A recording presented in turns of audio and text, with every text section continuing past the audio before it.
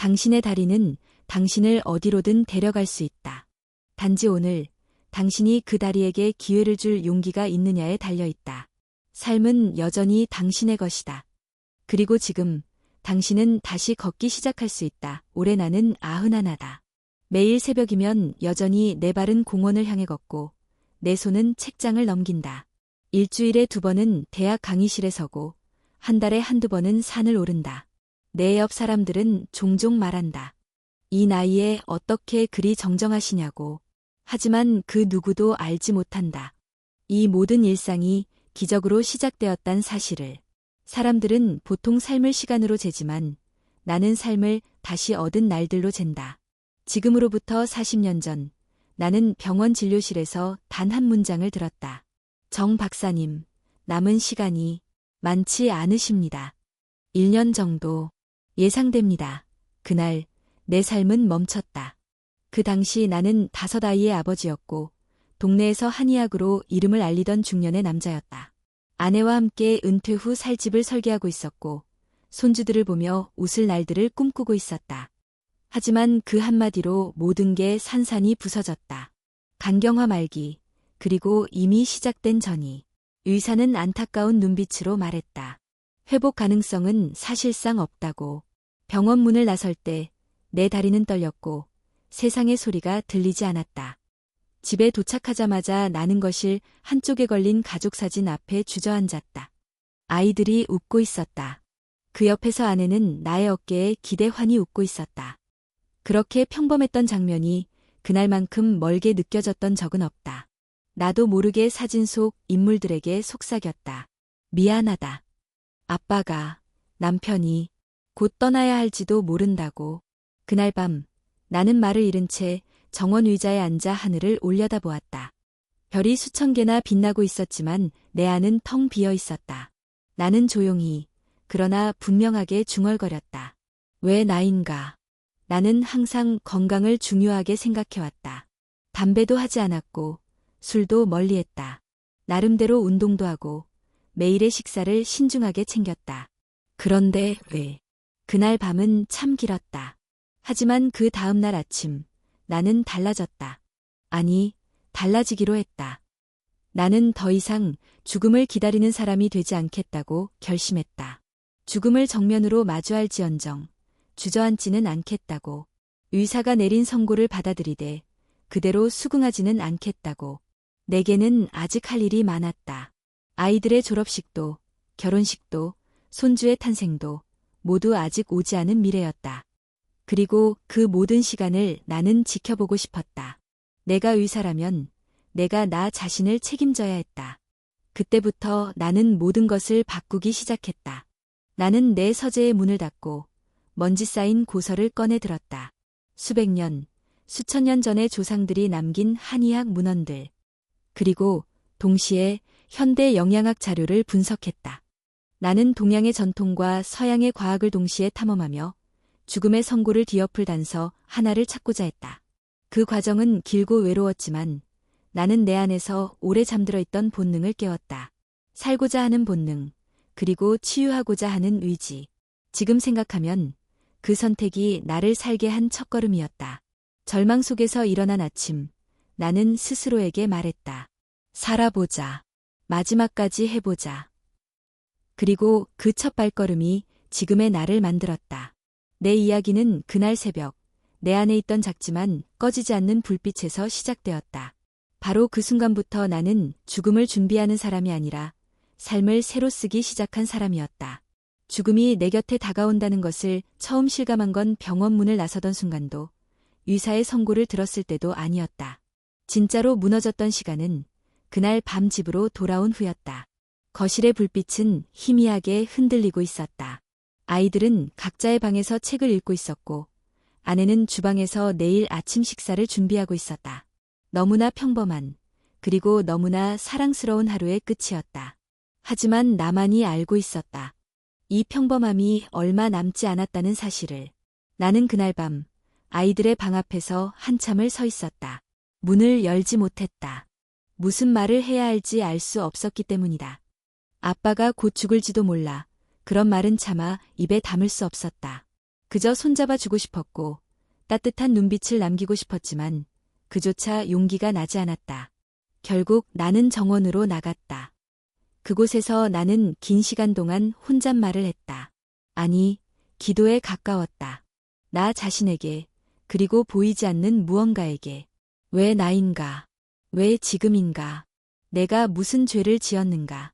그렇게 질문을 던지고 또 던졌다. 하지만 돌아오는 대답은 없었다. 밤하늘은 그저 말없이 나를 내려다볼 뿐이었다. 다음 날 아침, 나는 병원에서 받은 진단서를 다시 꺼내어 천천히 읽었다. 간경화 말기, 간 기능 80% 이상 손상, 암세포 전이 진행 중 외후, 1년 미만 생존 가능성, 의학적으로 보자면 절망이었다. 희망이라는 단어는 이 진단서 어디에도 존재하지 않았다. 하지만 바로 그 순간 내 안에서 또 다른 목소리가 들려왔다. 그건 한의사로서 수십 년을 살아온 나의 내면에서 나온 것이었다. 정철민, 당신은 수많은 환자들을 살려냈지 않았는가? 왜 지금 당신 자신에게만 포기하려 하는가? 그 목소리는 작았지만 점점 커졌다. 그렇게 나는 다시 서재로 향했다. 수십 년 동안 모아온 한의학 서적들이 먼지 속에 잠들어 있었다. 나는 그것들을 하나씩 꺼내기 시작했다. 동의보감, 황제내경, 그리고 중국 고대의 본초학 서적들까지. 나는 다시 학생이 되었다. 아니, 생존을 위한 전사가 되었다. 낮에는 환자들을 진료하고 밤에는 촛불 아래에서 문헌을 읽고 정리했다. 동시에 나는 현대의학의 자료도 함께 찾아보았다. 서양 영양학, 면역학, 분자 생물학까지.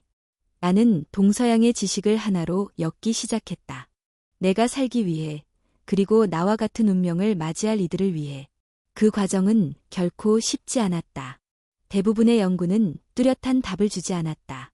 혼란스러웠고 체력도 바닥났다. 하지만 어느 날 나는 아주 작은 단서 하나를 발견했다. 그것은 고대 본초서에 적힌 생명의 바다에서 얻은 푸른 선물이라는 문장이었다. 미역에 대한 기록이었다. 그 문장을 시작으로 나는 미역과 관련된 현대 연구들을 모아 분석했다. 그리고 그것은 단지 시작에 불과했다. 미역뿐만 아니라 수십 가지 식재료가 새롭게 보이기 시작했다. 매일 아침 나는 그것들을 정리하고 추출하고 실험했다. 간 기능 회복에 도움을 줄 수 있는 음식은 무엇인가?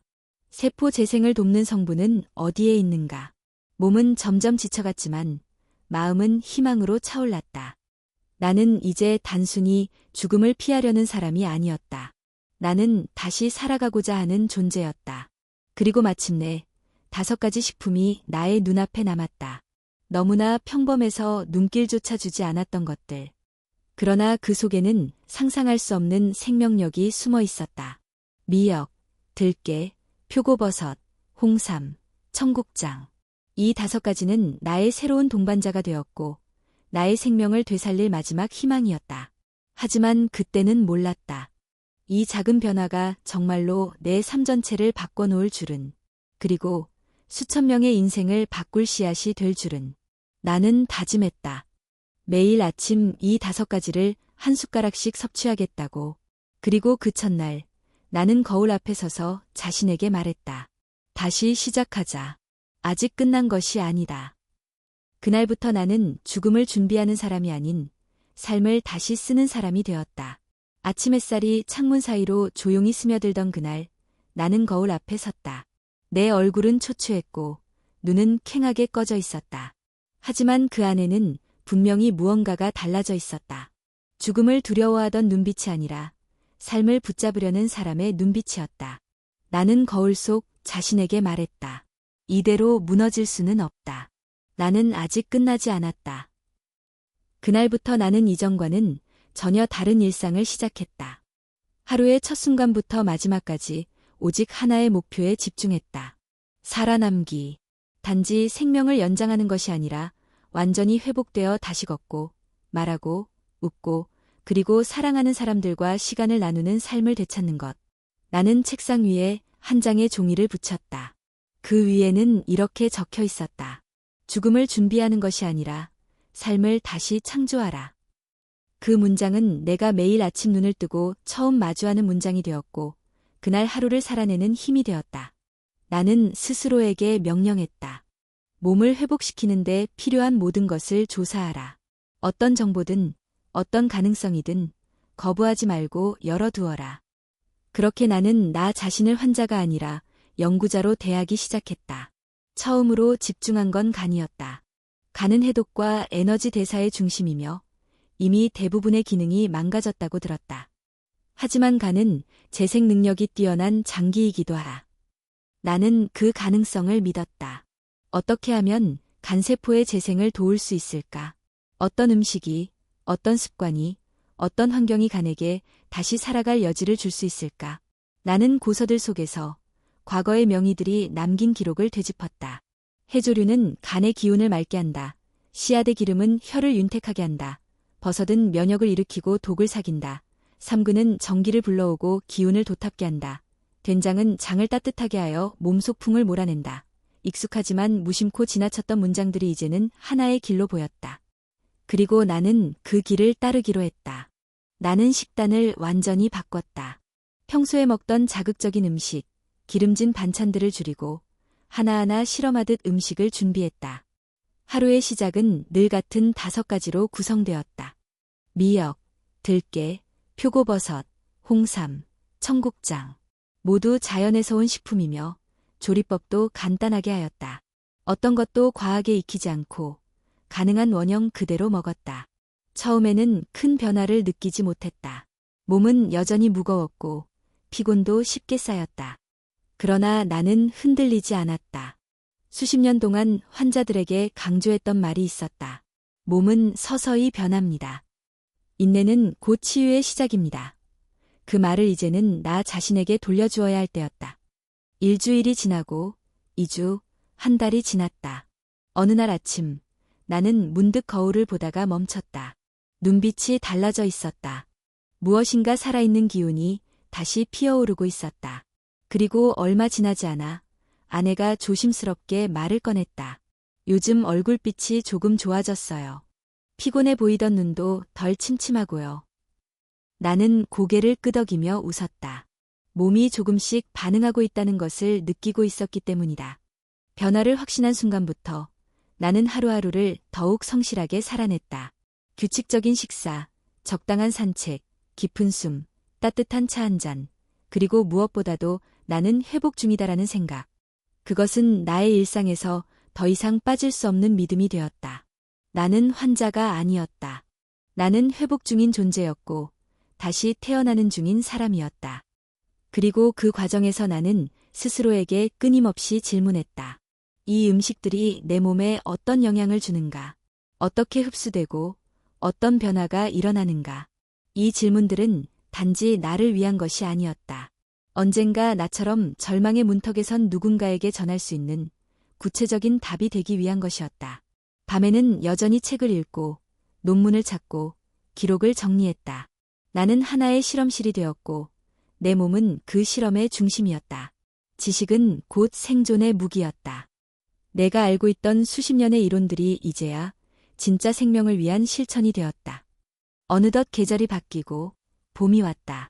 꽃들이 피고 공기에는 따뜻함이 돌기 시작했다. 나는 마당 한쪽에 작은 텃밭을 만들었다. 미역은 바다에서 사와 말려두었고 들깨는 볶아 가루로 만들었다. 표고버섯은 햇볕에 말려 향을 살렸고 홍삼은 잘게 썰어 차로 끓였다. 청국장은 직접 띄워보기도 했다. 그 모든 준비 과정은 생존의 예식이었고 살아있다는 것의 기쁨을 실감하게 했다. 나는 더 이상 시한부가 아니었다. 나는 나의 삶을 다시 만들고 있는 중이었다. 그리고 그 어느 때보다 뚜렷하게 느꼈다. 내 몸은 나의 선택을 따라 변화하고 있다는 것을, 그 작은 변화들이 모여 결국은 삶의 흐름을 바꾸고 있다는 것을. 이제 나는 준비가 되어 있었다. 그 5가지의 힘을 세상에 하나씩 풀어놓을 시간이었다. 그 첫 번째는 바다에서 온 푸른 생명, 미역이었다. 5가지 식품 중 내가 가장 먼저 손에 쥔 것은 미역이었다. 단순히 건강한 해조류 정도로 여겨지던 그 존재가 내 삶을 다시 시작하게 만든 첫 번째 씨앗이 될 줄은 그 누구도 몰랐다. 나조차도 처음엔 그저 전통적인 식재료 중 하나라고만 생각했다. 하지만 나는 미역에 대해 다시 보기 시작했다. 고서들을 들춰보며 조선 후기의 명의 허준이 동의보감에서 미역을 간의 기운을 맑게 하고 열독을 풀며 여성의 산후 회복을 돕는다고 기록한 것을 발견했다. 그 문장은 내 눈에 선명히 새겨졌다. 간을 맑게 한다. 내게 지금 가장 필요한 말이었다. 이후 나는 현대의학 자료를 찾기 시작했다.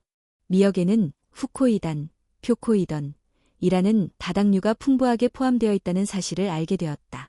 이 성분은 단순한 해독을 넘어 세포의 자연사멸을 유도하고 면역세포를 활성화하는 작용을 한다. 간세포의 재생은 물론 암세포의 증식을 억제하는 효능까지 과학적으로 입증되어 있었다. 처음에는 믿기 어려웠다. 이렇게 흔하고 저렴하며 누구나 쉽게 구할 수 있는 식품에 그런 힘이 담겨 있다니. 하지만 내 몸이 직접 확인해 주었다. 나는 매일 아침 공복에 미역을 섭취하기 시작했다. 끓이지 않고 볶지도 않고 단순히 말린 미역을 깨끗이 씻어 30분간 불렸다. 이후 그 미역을 곱게 갈아 즙으로 만든 뒤 찬물에 타서 마셨다.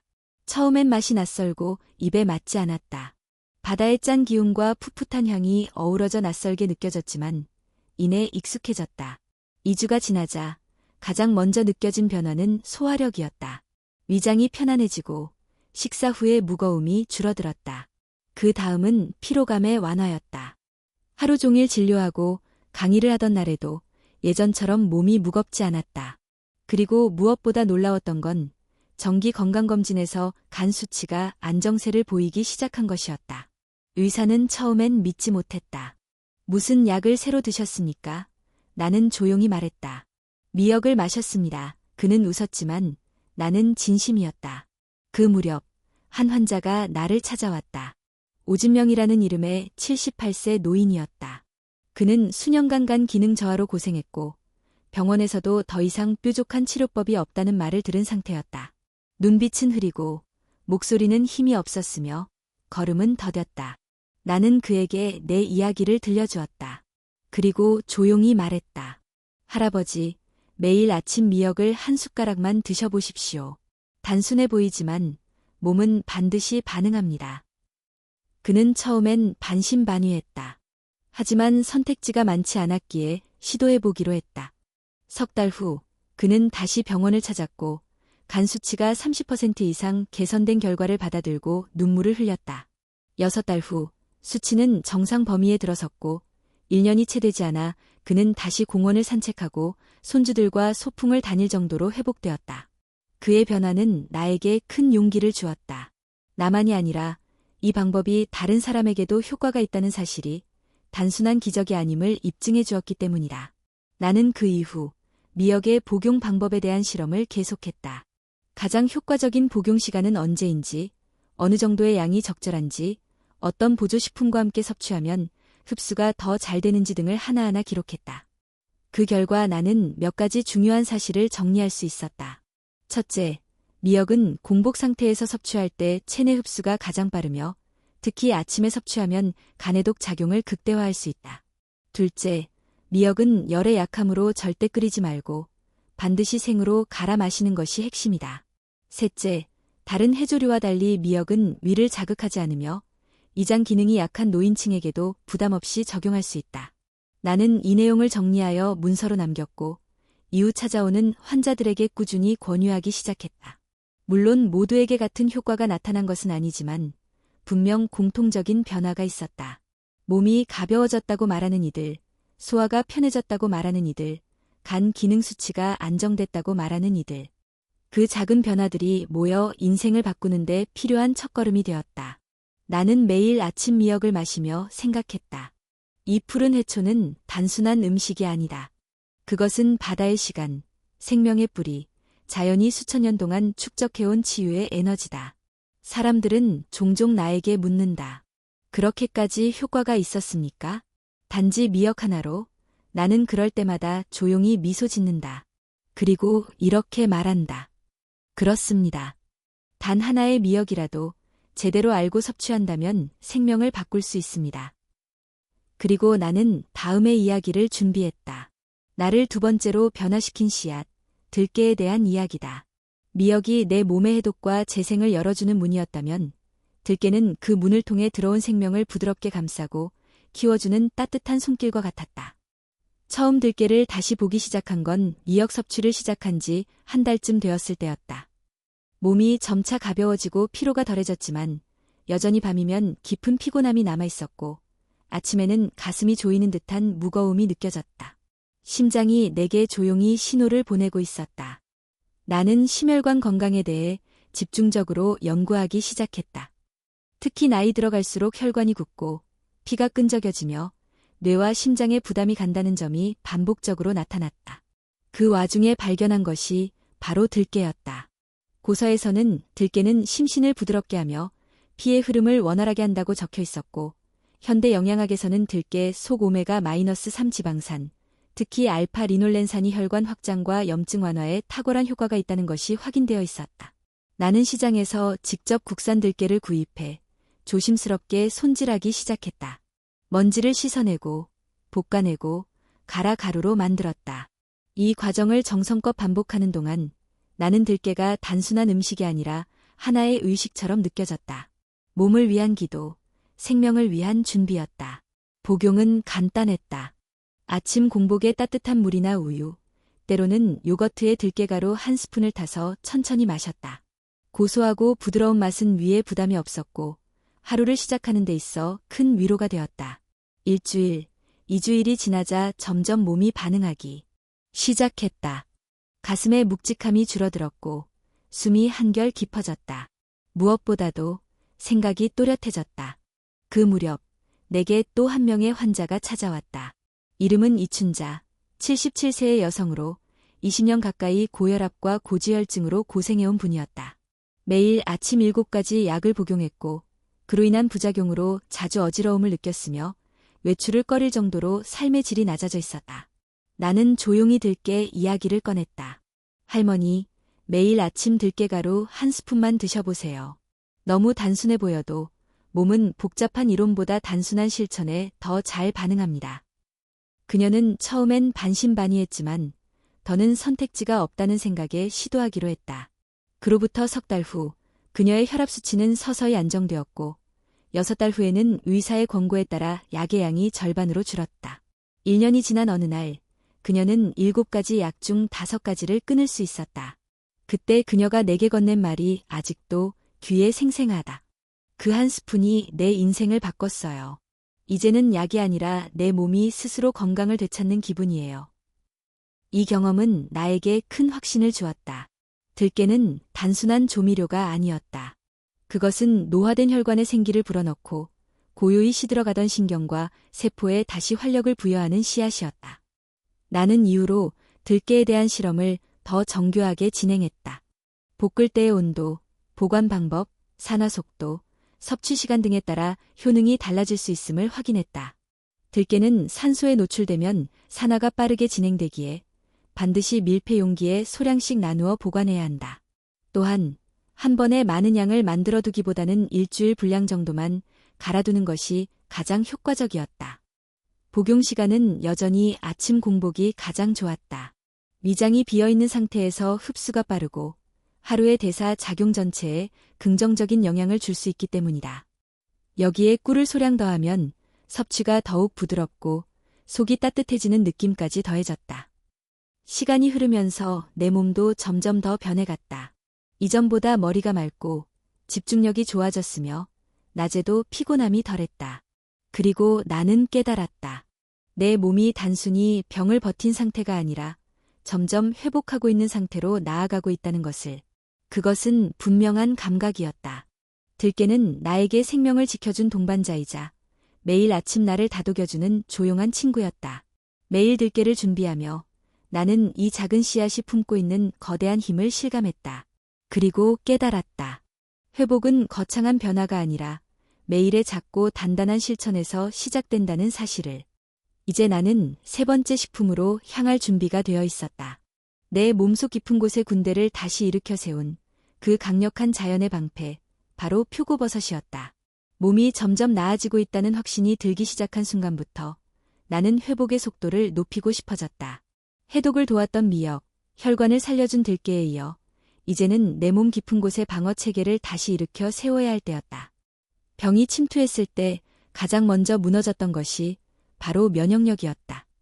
나는 기온이 조금만 낮아져도 감기에 걸렸고 작은 상처 하나도 쉽게 아물지 않았다. 그래서 세 번째로 집중한 것이 면역이었다. 면역을 강화시키는 식품들을 연구하던 중 나는 다시 한번 친숙한 재료와 마주했다. 바로 표고버섯이었다. 평소에는 국이나 찌개에 곁들이는 흔한 식재료였고 건강에 좋다는 말은 들었지만 특별한 의미를 두지 않았다. 그러나 고서 속에서 그리고 현대과학의 논문들 속에서 나는 전혀 다른 얼굴의 표고버섯을 발견했다. 본초 강목에서는 표고버섯을 독을 풀고 기를 회복시키며 장기를 튼튼히 한다고 적고 있다. 그리고 현대 연구에 따르면 표고버섯에는 베타글루칸, 베타글로컨이라는 성분이 풍부하게 포함되어 있었다. 이 성분은 면역세포, 특히 NK세포, 자연 살해세포를 활성화시켜 바이러스와 암세포를 직접 공격하는 힘을 강화시킨다고 알려져 있다.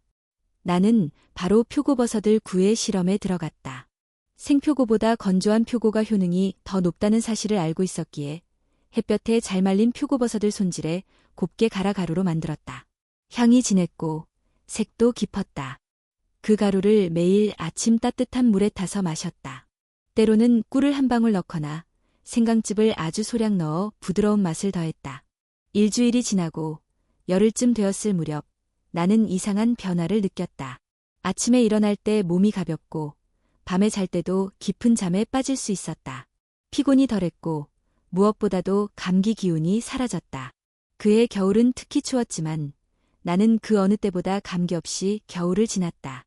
그 시점에서 나는 또 한 명의 환자를 떠올렸다. 홍지선 할머니, 68세. 그녀는 폐렴으로 2차례 병원에 입원했고 감기만 걸려도 폐로 바로 번질 정도로 면역력이 약해진 분이었다. 나는 조심스럽게 표고버섯 이야기를 꺼냈다. 할머니, 말린 표고버섯 가루를 매일 아침 따뜻한 물에 타서 한 숟가락 드셔보세요. 효과는 천천히 나타나겠지만 분명 몸이 반응할 겁니다. 그녀는 반신반의했지만 시도했다. 그리고 석 달 후 겨울이 왔다.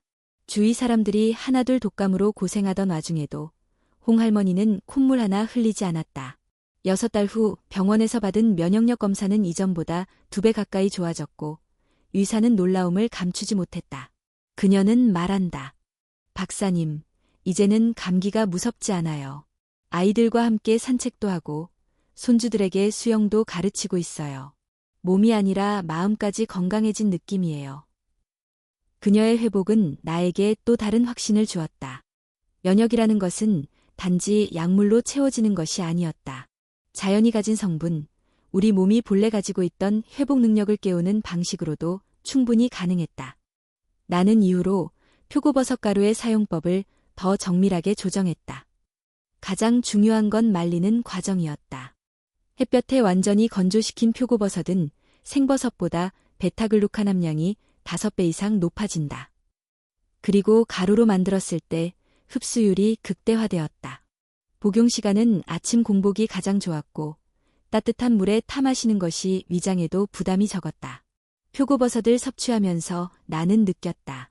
내 몸속에서 어떤 군대가 다시 일어나는 듯한 느낌을.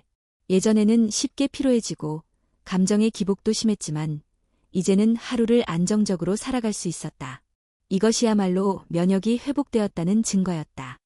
이 작은 버섯 하나가 내 삶을 바꾸리라고는 상상도 못했다.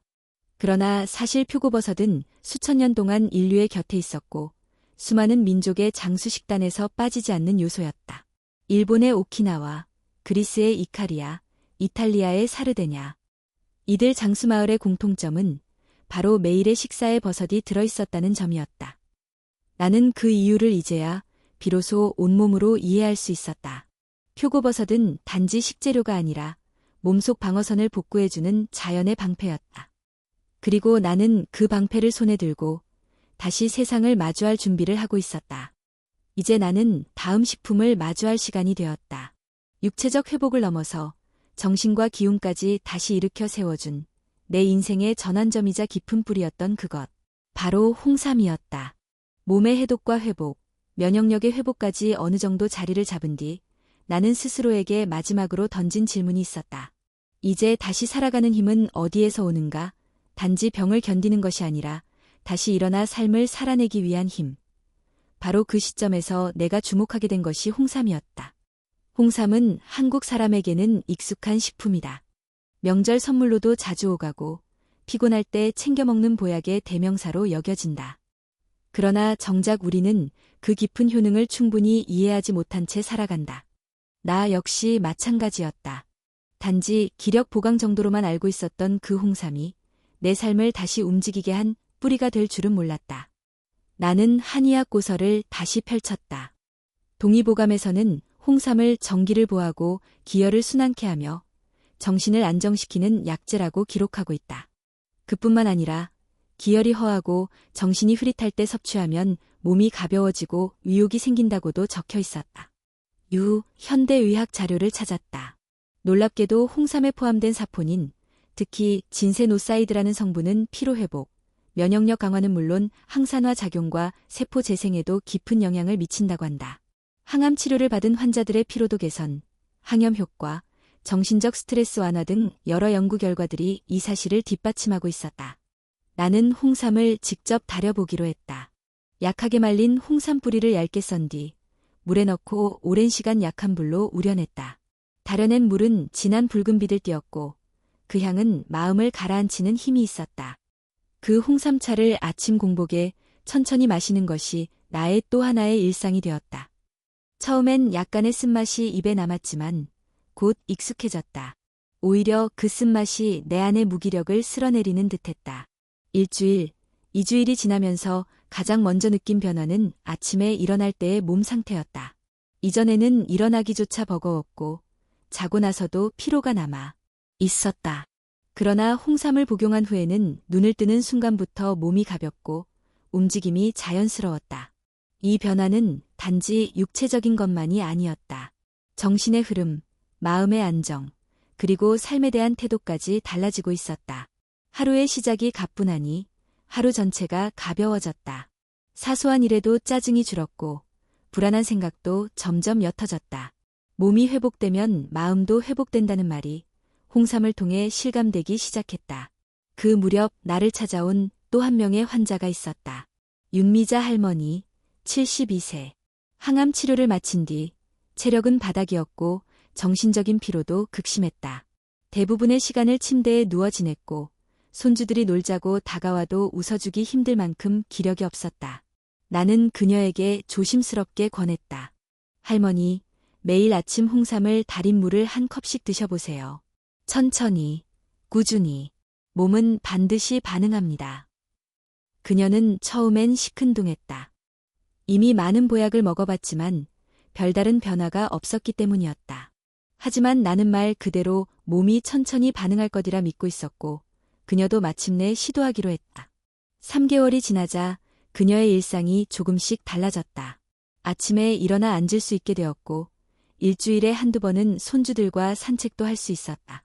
6개월 후 그녀는 간단한 집안일도 스스로 하기 시작했다. 그리고 1년이 되던 날 그녀는 직접 내게 전화를 걸었다. 박사님, 이제 저 다시 살 수 있을 것 같아요. 죽은 줄만 알았던 몸이 다시 움직이기 시작했어요. 무엇보다 마음이 밝아졌어요. 나는 그날 그녀와 함께 울었다. 홍삼 한 컵이 그녀에게 다시 삶을 살아낼 힘을 주었고 나에게는 또 하나의 확신을 주었다. 자연은 언제나 우리 곁에 있었고 단지 우리가 그 가능성을 지나쳐왔을 뿐이라는 사실. 나는 이후 홍삼 복용법에 대해 더 정교하게 조정했다. 홍삼 가루를 따뜻한 물에 타 마시는 방식도 효과적이었고 생강이나 꿀을 소량 섞으면 흡수력과 맛 모두에서 만족스러웠다. 중요한 것은 열을 너무 강하게 가하지 않는 것이었고 아침 공복에 마시는 것이 가장 효과적이었다. 홍삼은 나에게 다시 살아갈 에너지를 안겨주었다. 단지 피로를 덜어주는 것을 넘어서 내 안의 생명력을 다시 끌어올려주는 뿌리 같은 존재였다. 몸이 버텨야 마음이 살아나고 마음이 살아나야 다시 꿈을 꿀 수 있었다. 이제 나는 마지막 식품을 소개할 준비가 되어 있었다. 내 회복의 여정을 완성시켜준 그리고 수많은 사람들의 장을 살리고 면역을 완성시켜준 발효의 정수. 바로 청국장이었다. 몸이 회복되고 정신이 맑아지자 나는 마지막으로 한 가지를 점검하고 싶었다. 그것은 바로 즉 소화기관이었다. 우리가 음식을 먹고 영양분을 흡수하며 에너지를 만드는 과정의 시작점, 그리고 면역력의 70% 이상이 자리 잡고 있는 곳. 아무리 좋은 음식을 먹더라도 장이 약하면 흡수가 되지 않고 면역은 다시 무너지기 마련이었다. 사실 나는 예전부터 위장이 약한 편이었다. 스트레스를 받으면 바로 소화불량이 오고 감정 기복이 심할 때면 배가 아프고 설사를 하곤 했다. 병을 앓은 이후로는 더 심해졌다. 좋은 음식을 먹어도 속이 더부룩하고 변비와 설사가 번갈아 찾아왔다. 아침에 일어나면 입안이 텁텁하고 위장이 차갑게 느껴졌다.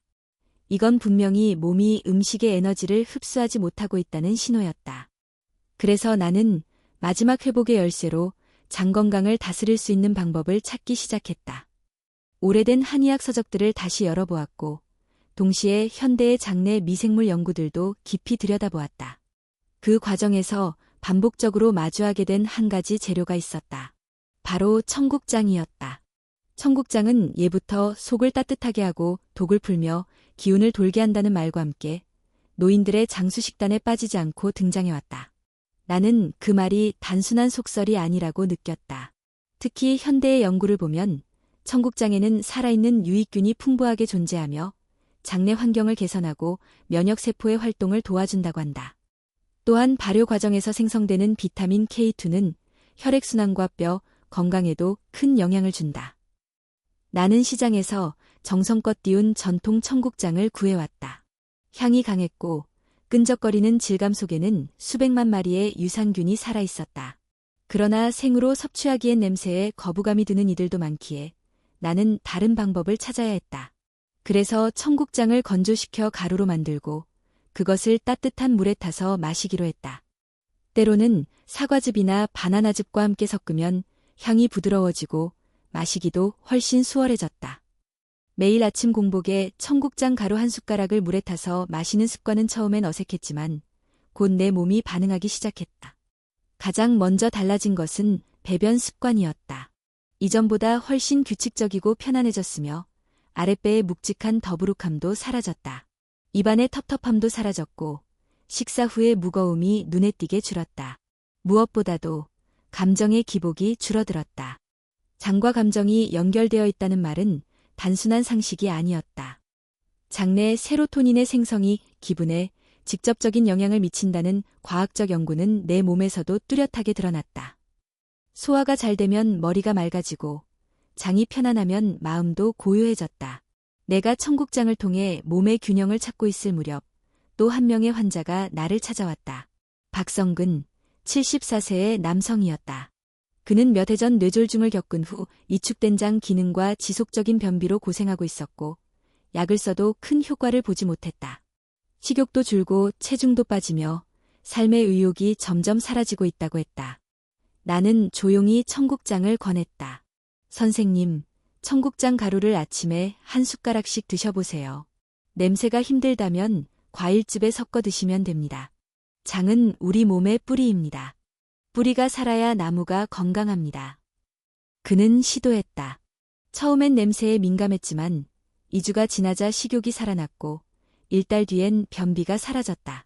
3달 후 다시 만났을 때 그는 내 손을 잡고 이렇게 말했다. 박사님, 뱃속이 편하니 세상이 다시 살만해졌습니다. 속이 풀리니 마음도 풀립니다. 그의 회복은 나에게 또 하나의 확신을 주었다.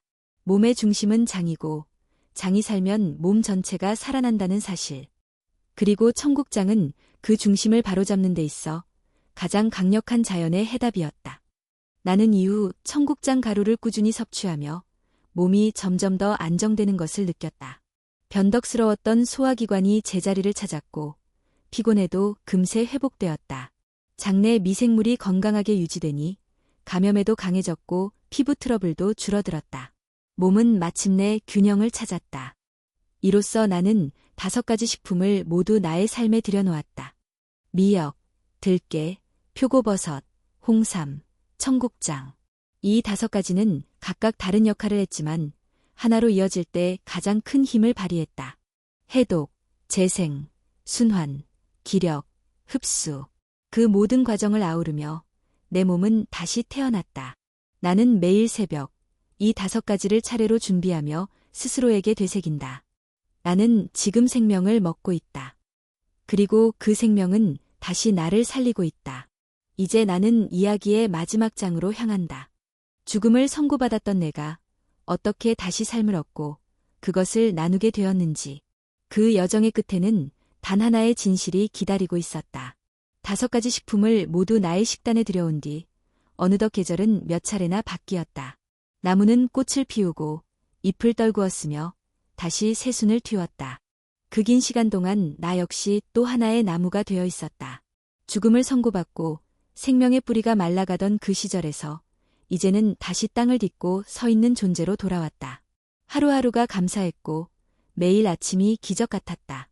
더 이상 숨이 막히지 않았고 피곤에 짓눌리지도 않았다.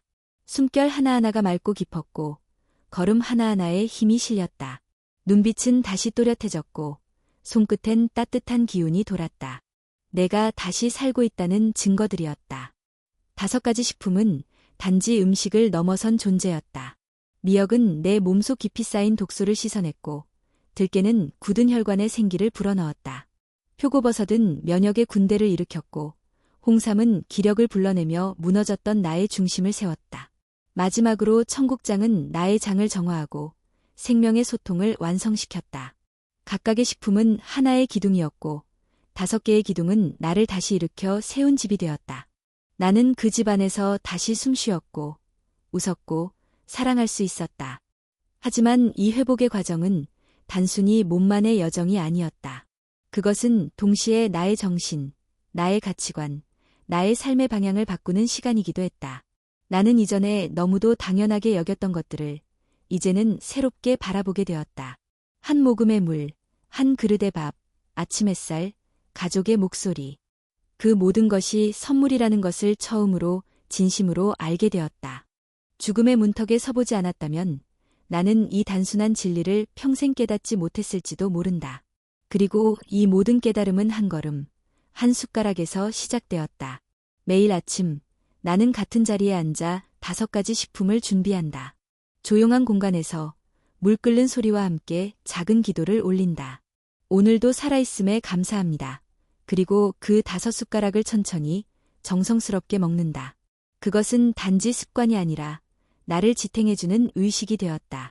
몸이 회복되자 나는 다시 일을 시작했다. 대학에서 강의를 재개했고 진료실 문을 다시 열었다. 나를 보러 온 환자들은 깜짝 놀라곤 했다.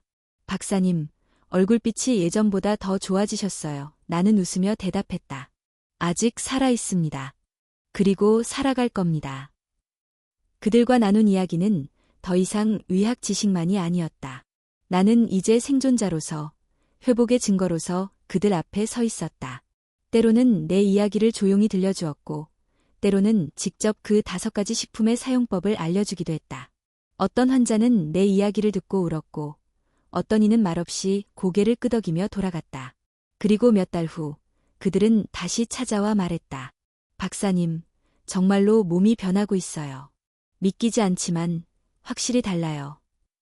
그때마다 나는 다시 한번 확신했다. 이 길은 나 혼자만의 길이 아니었다. 누구나 걸을 수 있고 누구나 회복할 수 있는 길. 다만 우리는 그 단순한 길을 잇고 살아왔을 뿐이다. 한 가지 분명한 진실은 이것이다. 치유는 특별한 약에서 오는 것이 아니라 내 몸과 마음이 스스로를 회복할 수 있도록 돕는 일상 속의 실천에서 시작된다. 그리고 그 실천은 반드시 지속이라는 조건을 필요로 한다. 나는 지금도 병원에서의 그 순간을 기억한다. 남은 생은 1년 정도일 겁니다. 의사의 목소리는 차가웠고 방 안의 공기는 무거웠다. 그 말은 내 삶을 무너뜨렸지만 동시에 다시 일어설 이유가 되었다. 그리고 지금 그 1년은 어느새 40년이 되었다. 시간이 이만큼 흘렀어도 나는 여전히 죽음을 두려워하지 않는다. 이제는 안다. 죽음을 두려워하는 것이 아니라 삶을 등지고 살아가는 것을 두려워해야 한다는 것을. 그 두려움을 극복하는 가장 강력한 방법은 오늘을 제대로 살아내는 것이다. 그날 그날의 선택, 하루 한 숟가락, 그 작은 행동들이 모여 인생을 바꾸고 생명을 살리고 기적을 만든다. 나는 그 기적을 경험했고 이제는 그것을 전할 차례다. 이제 나의 이야기는 거의 끝에 다다르고 있다. 그러나 이 끝은 또 다른 시작이기도 하다. 마지막 장에서는 내가 지금까지 겪은 모든 변화의 핵심을 담아 당신에게 묻고 싶다. 당신은 오늘 어떤 선택을 할 것인가? 내가 처음 이 이야기를 꺼낼 때 누군가는 믿지 않을 것이라 생각했다. 단지 음식을 바꾸는 것만으로 삶이 달라졌다고 말하면 누군가는 고개를 저을지도 모른다. 하지만 지금 이 순간에도 나는 살아있다. 그리고 단순히 살아있는 것이 아니라 하루하루를 온전히 살아내고 있다. 나는 올해 91다. 매일 새벽이면 걸어나가 동네 공원을 돈다. 바람은 여전히 내 볼을 스치고 햇살은 나뭇잎 사이로 내려온다. 일주일에 2번은 대학 강단에 선다. 강의실에서 나는 학생들과 마주하고 그들에게 묻는다. 삶을 어떻게 채워가고 있습니까? 그리고 한 달에 한두 번은 산에 오른다. 천천히, 그러나 힘차게. 그 길 위에서 나는 여전히 나 자신에게 속삭인다. 당신은 다시 살아났다. 내 삶의 기적은 특별한 약에서 비롯된 것이 아니었다. 값비싼 치료나 외부의 도움에서 온 것도 아니었다. 오직 내 몸이 가진 자연 치유력, 그리고 그것을 깨우는 작은 실천들에서 비롯되었다. 미역 한 숟가락, 들깨 한 숟가락, 표고버섯 한 숟가락, 홍삼 한 숟가락, 청국장 한 숟가락. 그 5숟가락이 모여 나의 생명을 다시 빚어냈다. 이제 나는 당신에게 이야기를 남긴다. 당신이 나와 같은 고통을 겪고 있든 혹은 아직 겪지 않았든 상관없다. 중요한 것은 지금 이 순간 당신이 무엇을 선택하느냐는 것이다. 당신은 지금 어떤 몸으로 살아가고 있는가? 피로는 쌓여만 가고 약은 점점 늘고 하고 싶은 일은 줄어들고 있지 않은가? 나는 말하고 싶다. 당신의 몸은 아직 포기하지 않았다. 당신의 세포는 지금 이 순간에도 회복을 꿈꾸고 있다. 단지 당신이 그것을 도와줄 준비가 되었는가? 그 질문이 남아있을 뿐이다. 나는 이 이야기를 통해 당신에게 선택지를 보여주고 싶었다. 당신이 새로운 삶을 선택할 수 있다는 것, 그리고 그것이 거창한 결심이 아니라 작고 단순한 실천에서 시작된다는 것. 삶은 거대한 변화를 요구하지 않는다. 매일 한 번의 선택, 하루 한 숟가락의 꾸준함이면 충분하다. 그리고 간절히 바란다. 이야기를 당신 혼자만 듣고 지나치지 않기를. 부모님, 배우자, 형제자매, 친구, 그리고 자녀들. 당신이 사랑하는 사람들에게 이야기를 전해주었으면 한다. 누군가에게는 이 작은 정보가 생명을 구하는 기회가 될 수 있다. 이 5가지 식품은 특정한 사람들만의 비밀이 아니다. 누구나 쉽게 접근할 수 있고 누구나 실천할 수 있다. 나는 평생을 한의사로 살아왔다. 수많은 병을 진단하고 다양한 사람들의 고통을 보아왔다. 그리고 이제야 확실하게 말할 수 있다. 병은 약이 아닌 삶의 방식에서부터 시작된다. 우리가 무엇을 먹고 어떻게 자고 어떻게 숨 쉬는가. 그 모든 것이 몸을 결정짓는다. 그래서 나는 이야기를 단지 건강정보로 전하지 않는다. 이것은 한 사람의 생애 전체를 건 회복의 기록이며 당신에게 전하고 싶은 삶의 방식이다. 나는 죽음을 받아들일 준비가 되었던 사람이었다. 그러나 동시에 끝까지 살아보고자 했던 사람이기도 했다. 그리고 나는 그 선택을 통해 인생의 후반전을 가장 찬란하게 살아가고 있다.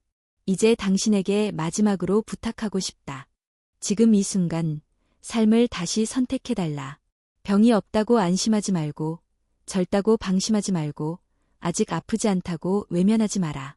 지금부터 준비하는 것이 가장 강한 치료다. 당신의 몸은 당신의 선택을 기다리고 있다. 한 숟가락. 그 작은 실천이 당신의 몸을 바꾸고 당신의 마음을 바꾸고 당신의 인생을 바꿀 수 있다. 나는 그것을 경험했고 지금 이 자리에서 증명하고 있다. 이제 나는 이 이야기를 마친다. 그러나 당신의 이야기는 지금부터 시작이다. 당신은 이제 선택할 수 있다. 어제와 같은 하루를 반복할 것인가? 아니면 오늘부터 새로운 인생을 써 내려갈 것인가? 나는 바란다. 당신이 두 번째 삶을 선택하기를. 당신이 100세 시대의 주인공이 되기를. 당신이 다시 웃고, 다시 꿈꾸고, 다시 살아나기를. 당신이 살아갈 그 모든 날들이 오늘 이 이야기를 기억하는 날로부터 시작되기를. 고맙습니다. 그리고 살아있어 주셔서 감사합니다.